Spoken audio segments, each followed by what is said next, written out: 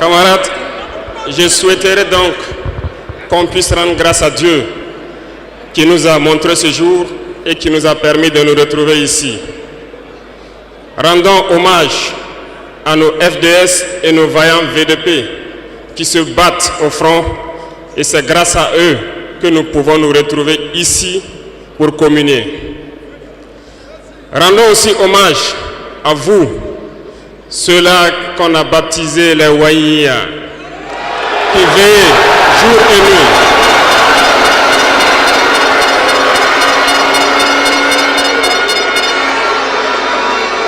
Vous qui veillez sur cette transition, vous qui veillez sur l'itinéraire que nous avons tracé, merci beaucoup à vous.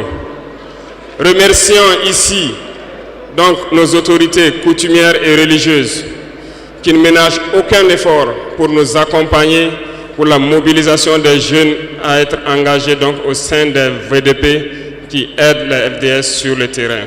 Merci beaucoup à tous d'être là. Nous ne pouvons pas faire une révolution sans communiquer. Certains diront qu'il ne faut pas trop parler, mais lorsqu'on ne parle pas, c'est la manipulation qui prend le terrain.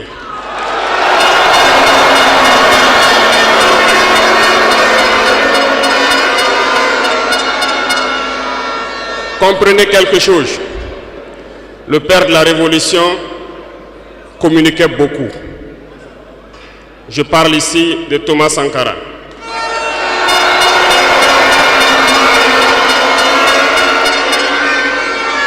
Dans l'un de ses propos, il vous disait ceci: l'impérialisme est un mauvais élève. Lorsqu'il est cherché de la classe, il revient toujours.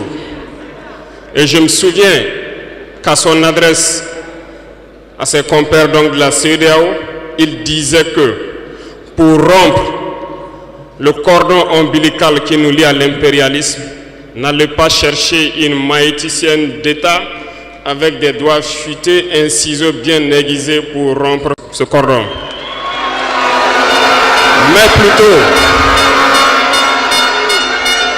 Mais plutôt, il vous faudra un bûcheron robuste avec une hache bien aiguisée pour donner un coup sec et rompre le cordon.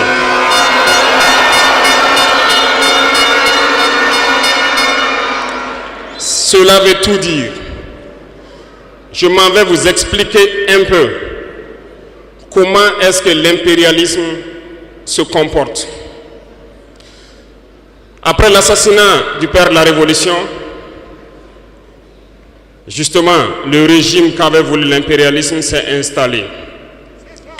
Dans les années 90, vous vous souvenez tous d'un programme qui nous a été imposé, le programme d'ajustement structurel. C'était qu'un plan. Je vous explique. En mettant en place ce programme dans nos contrées, vous avez remarqué au fil des 2 décennies qui ont suivi, toutes nos usines qui étaient en place ont été privatisées. Notre économie a été déstructurée.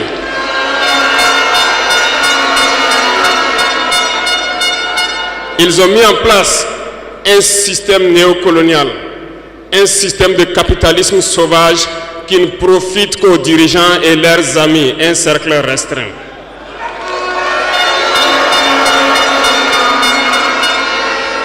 Du côté des forces, ils ont tout fait pour déstructurer nos armées. Ils ont dit de baisser le budget des armées, de ne plus les équiper, de ne plus s'entraîner. Ce qui a été fait dans la sous-région. Nos armées ont été réduites en néant. Ils préparaient la chose. Pendant ce temps, les grands pays comme le Niger, le Mali ont connu une résurgence de ce qu'ils ont appelé des rébellions. Des séparatistes venus de nulle part ont tenté de diviser ces pays. Ils n'ont pas réussi. Mais l'aboutissement de leur plan était qu'à partir des années 2010, c'est-à-dire 20 ans plus tard, que le terrorisme s'invite dans nos terroirs. Effectivement, on l'a vu naître 20 ans plus tard. Des individus ont été choisis et on leur disait juste, allez-y les combattre, leurs armées sont déstructurées, nous avons travaillé à ce que cela arrive. Ils ne pourront jamais vous arrêter et vous allez les imposer ce que nous voulons. Ces individus ont recruté de jeunes innocents, ignorants, dans nos différentes campagnes, à qui ils injectent la drogue et les amènent à tuer leurs compatriotes. Et le mal est né. Comment est-ce que ces individus ont été entretenus? N'oubliez pas, ici au Burkina Faso, on hébergeait des chefs terroristes. Ça a été bien planifié.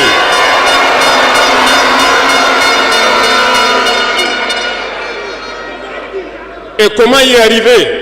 Lorsque ces terroristes vont se lancer, il y avait quelqu'un qui pourrait peut-être intervenir à la faveur de nos États. Je nomme ici le feu général Muammar Kadhafi. Il fallait l'éliminer. Et un beau jour, ils sont tombés sur lui. Ils l'ont éliminé. Ils ont encore eu dans ce plan l'ingénieuse idée de mettre toutes les soutes d'armement et de munitions à la disposition de ces terroristes qui devaient donc déstructurer notre sous-région. Le plan était parfait. Et dès lors, ils se sont mis en ordre de bataille. Ils ont commencé à descendre vers le sud. Nous nous souvenons encore, lorsque le régime en place à Bamako en son temps a fait appel donc à des forces étrangères. Il ne fallait pas plus que quelques heures qu'ils se déploient. C'était bien préparé. Ils se sont déployés et ils ont fait semblant d'arrêter le terrorisme. Et immédiatement, nous avons vu l'installation de plusieurs forces étrangères au Mali pendant 10 années. Pendant ces 10 années où le terrorisme était contenu au nord, s'est invité au sud et le Burkina Faso a été infesté à partir de 2015. Tout était bien planifié et bien pensé. Je me souviens encore quand nous étions à Ber, au nord de Tombouctou. On voyait donc des forces spéciales de ces pays-là venir nous dépasser, aller plus en profondeur. Et à leur retour, ils étaient tout rouges. Ils ont des petites machines de foreuse et bien d'autres équipements de géologie que nous contemplons. On se demandait où est-ce qu'ils gagnaient cette terre rouge, parce qu'en patrouillant autour de Ber, nous n'avons pas de terre rouge. Peut-être qu'ils creusaient, ils sondaient, nous ne savons pas de quoi il s'agit. Le ciel malien n'appartenait plus aux Maliens. Tout était bien pensé. Lorsque des gens qui combattaient sur le terrain ont fait aussi le constat, ont décidé à un moment donné de prendre les responsabilités et les voilà sortis de nulle part. On nous traite de putschistes. Nous ne sommes pas français, nous ne comprenons pas ce que ça veut dire.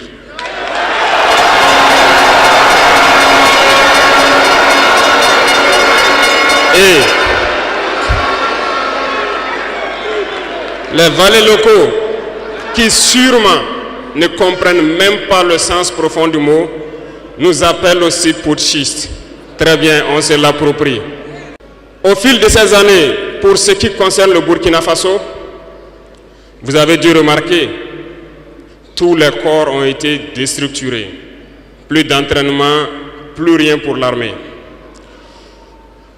Ils ont imposé dans tous nos états-majors, toutes nos écoles et toutes nos structures stratégiques ce qu'ils ont appelé des conseils militaires. Lorsque nous nous sommes révoltés le 30 septembre 2022, la première des choses était de chercher à savoir qui sont ces conseillers militaires et où ils étaient. Nous avons donc pu identifier que le mal est profond. Et la première des choses était de leur demander de quitter notre armée.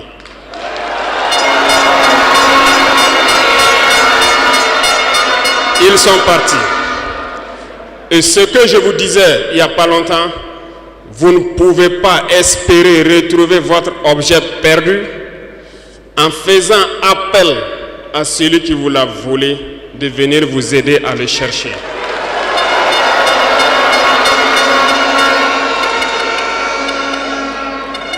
Il fallait dès lors décider, prendre des décisions courageuses. Ce que nous avons décidé de faire. Ça n'a pas été sans conséquence. Parce que lorsque nous avons déjà demandé aux conseillers de partir, nous avons senti des manifestations. On nous a fait comprendre qu'on ne pourra pas s'en sortir sans eux. Et à chaque fois qu'ils nous le disaient, ça s'est traduit par des attaques d'envergure sur le terrain. Nous avons bien reçu le message. Lorsqu'à l'orée donc de l'année 2023, nous avons décidé de dire donc aux forces étrangères présentes ici de partir parce que nous voulons lutter en burkinabé.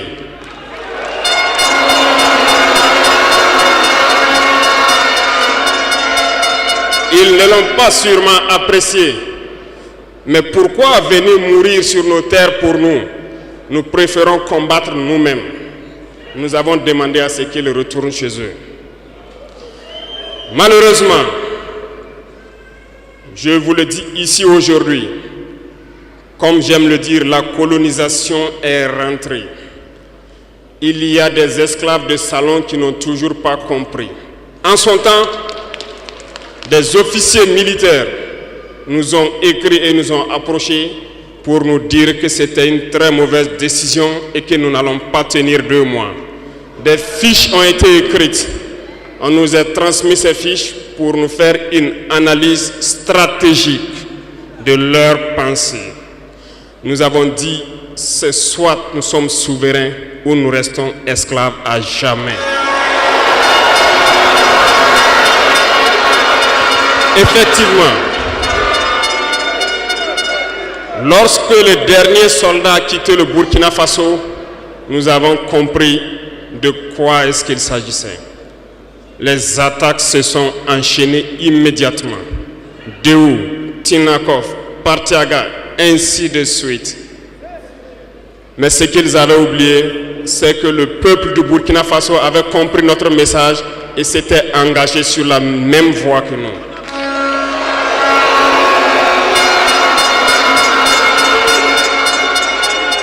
Nous nous sommes réorganisés rapidement et subitement, nous avons constaté que toutes les cellules dormantes terroristes se sont réveillées au Burkina Faso.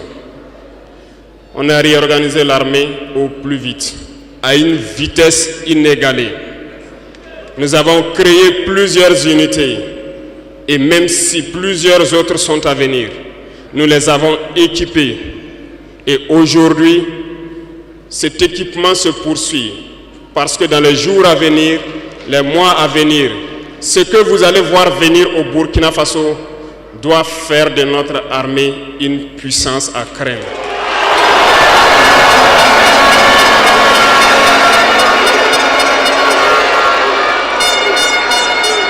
Nous n'allons pas lésiner sur les moyens.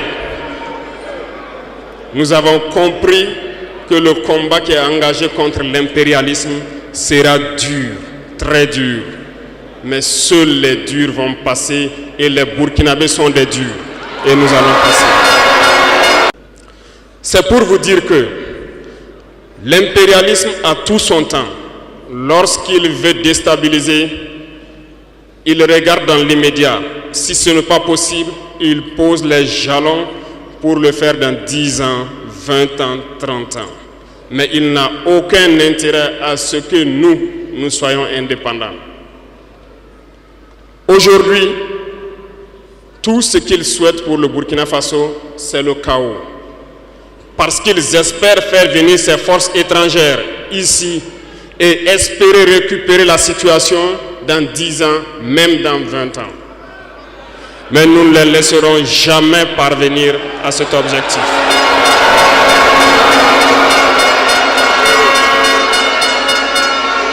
Voilà pourquoi nous avons mis en garde pendant plus d'1 an les valets locaux, les esclaves de salon, pour qu'ils ne trahissent pas leur patrie au profit de l'impérialisme. Certains ont compris, se sont rangés. D'autres n'ont pas compris, peut-être se croyant plus malins. Mais aujourd'hui, nous n'avons plus de sentiments sur ce volet.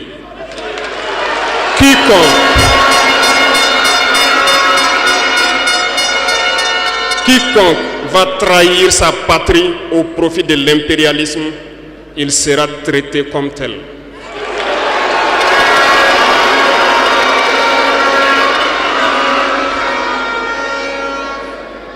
Revenant à notre fameuse CEDEAO. Depuis que nous avons décidé de quitter la CEDEAO, les esclaves de salon ont été actionnés partout. Ils veulent faire peur au peuple. Ils veulent faire peur à tout le monde. Dieu merci. Dans un passé récent, il n'y avait qu'une poignée de gens qui avaient droit à la parole. Sur les plateaux télé, c'est ce qu'ils se disaient qui étaient donc prêts pour évangile. Aujourd'hui, avec les nouvelles technologies, qui ont bien sûr des avantages et des inconvénients, tout le monde a droit à la parole. Et je pense que les Wanyis sont les premiers à confirmer cela.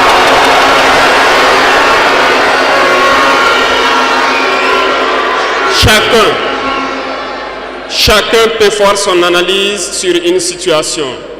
On peut certes se tromper, mais lorsqu'on vient vers nous pour comprendre, nous sommes bien ouverts pour vous expliquer les démarches. Ici, nous allons vous expliquer pourquoi nous avons quitté cette CEDEAO et vers où nous partons. Souvenez-vous que c'est en 1975 que ça a été créé. Et ça a été créé pour la majorité des chefs d'État putschistes, comme ils aiment le dire. C'était des militaires qui ont pris le pouvoir et qui ont pris les responsabilités pour créer la CEDEAO pour qu'il y ait un véritable essor économique des peuples à l'intérieur donc de cet espace. Plus tard, les soi-disant démocrates se sont invités donc à la tête de nos États. Ils ont vidé complètement la communauté de son fondement.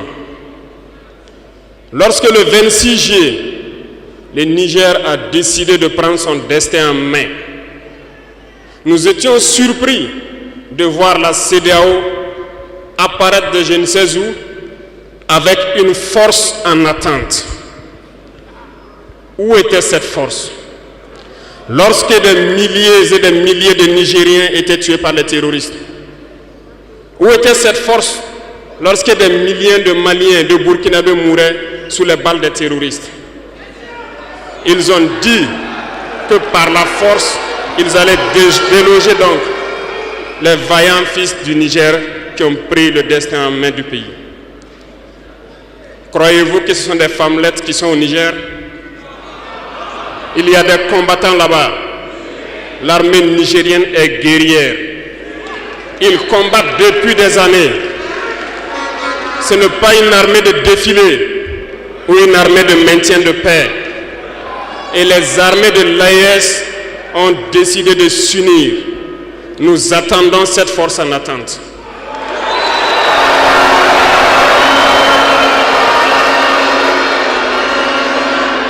Il faut que ces soi-disant démocrates le comprennent.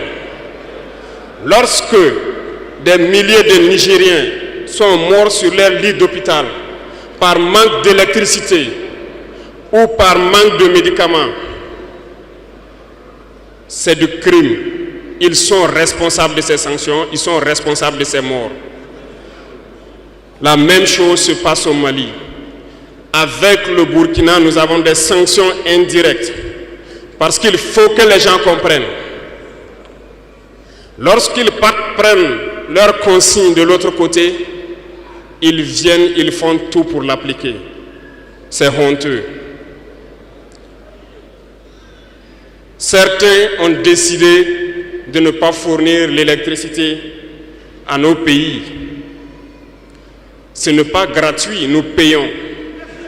Et ça contribue à leur économie.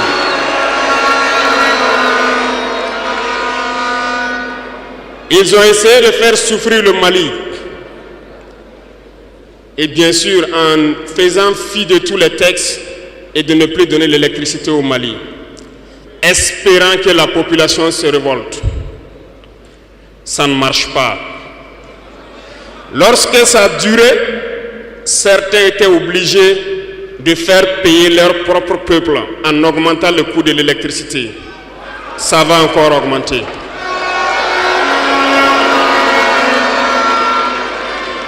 Cela nous donne plusieurs leçons. Plusieurs leçons en ce sens que l'indépendance que nous prenons, la souveraineté que nous prenons, nous devons tout faire pour qu'elle soit. Ils nous ont donné de très belles leçons et nous avons très bien compris.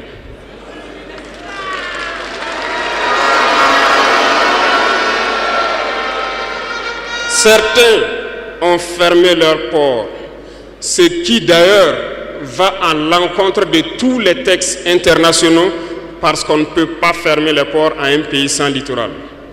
Ils l'ont fait, ils ont violé les textes.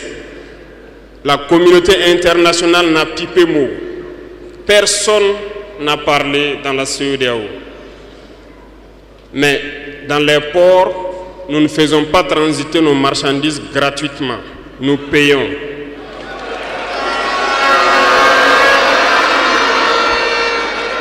Et ceux-là qui le font récoltent aujourd'hui les pots cassés. Et je pense que c'est une leçon pour eux aussi, qu'il ne faut toujours pas appliquer les consignes de leur maître. Il faut qu'ils le comprennent pour toujours. La CEDEAO n'a jamais fait un communiqué pour féliciter une victoire de nos armées.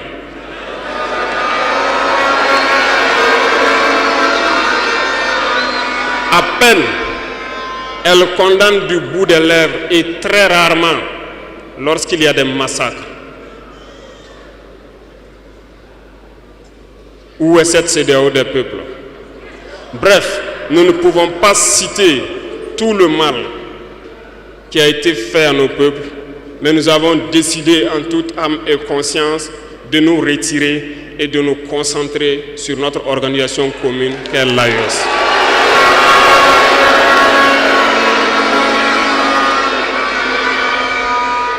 Retenez que il n'y a pas de peur, parce que en prospectant et en nous mettant au travail, nous avons remarqué une chose.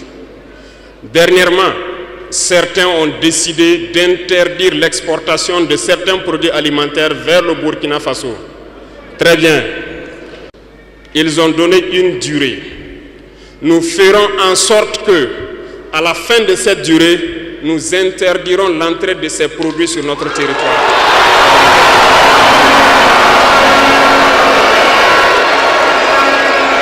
Nous sommes capables.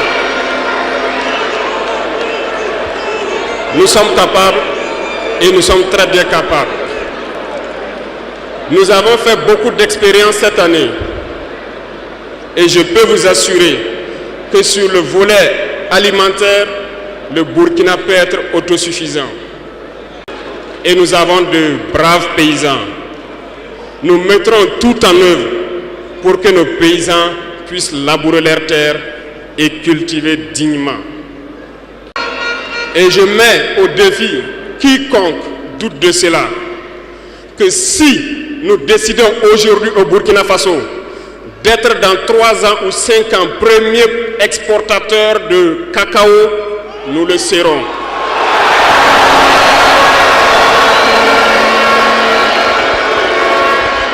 Parce que nous pouvons. Sur l'industrialisation, plusieurs projets sont en cours pour 2024. Nous n'allons pas les citer ici, mais sincèrement, nous allons tout faire pour que ces projets voient le jour en 2024. Lorsque vous prenez l'économie, certains, quand on les écoute, ça fait pitié. Ils n'ont même pas le courage de faire comprendre au peuple qu'il y a moins de 5% d'échanges économiques entre les États de la CEDEAO. Parce que tout ce que nous faisons venir vient de l'espace hors de la CEDEAO, nos importations pour la majorité. Et tout ce que nous exportons part hors de la CEDEAO.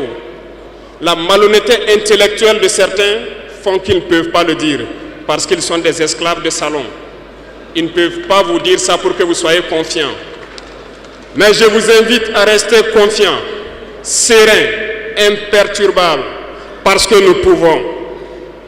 nous pouvons avoir cette indépendance tant sur le plan alimentaire, tant sur le plan industriel.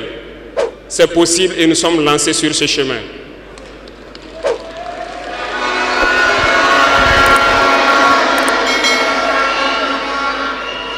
Donc, les propos qui tendent à vous faire peur, qui tendent à semer la panique, il faut vous en départir.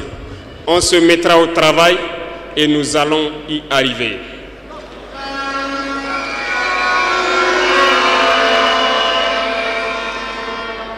Revenons donc à un aspect général dans l'Afrique.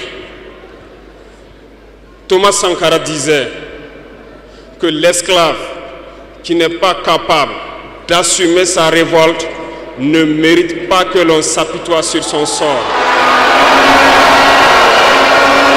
Cet esclave répondra seul de son malheur s'il se fait les illusions sur la condescendance suspecte d'un maître qui prétend l'affranchir. Seule la lutte libère. Et je m'en vais vous dire que si pour se libérer, un esclave se fait des illusions sur la providence d'une croyance que son maître lui a imposée pour le maintenir dans les ténèbres, il se fout le doigt dans l'œil. Il restera à jamais aveugle dans les ténèbres et ne verra jamais le jour.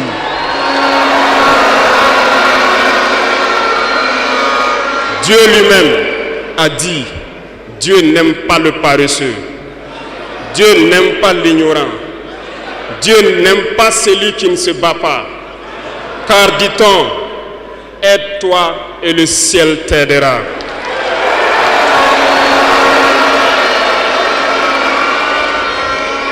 Et je ne passerai pas sous silence une partie du slogan donc des pionniers qui vivent aujourd'hui parmi nous.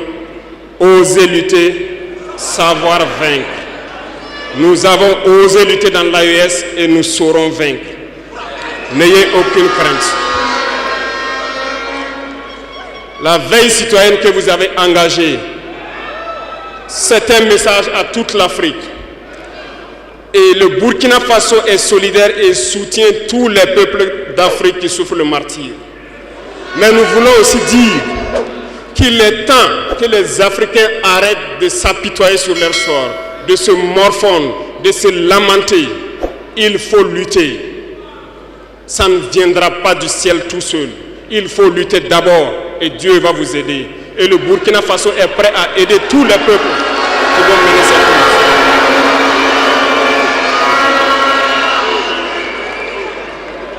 Dites-leur à tous ces peuples qui se battent, il est temps qu'ils disent la vérité à leurs dirigeants. Au Burkina Faso, lorsqu'il s'est agi pour nous de contribuer donc pour que le FDS soit équipé, les députés n'ont plus de salaire aujourd'hui. Ils n'ont que des indemnités de session. Les salaires des ministres ont été diminués au maximum et le peuple contribue. Vous ne pouvez pas lutter et vouloir que les dirigeants soient dans un luxe insultant. Les peuples doivent se réveiller et exiger cela de leurs dirigeants.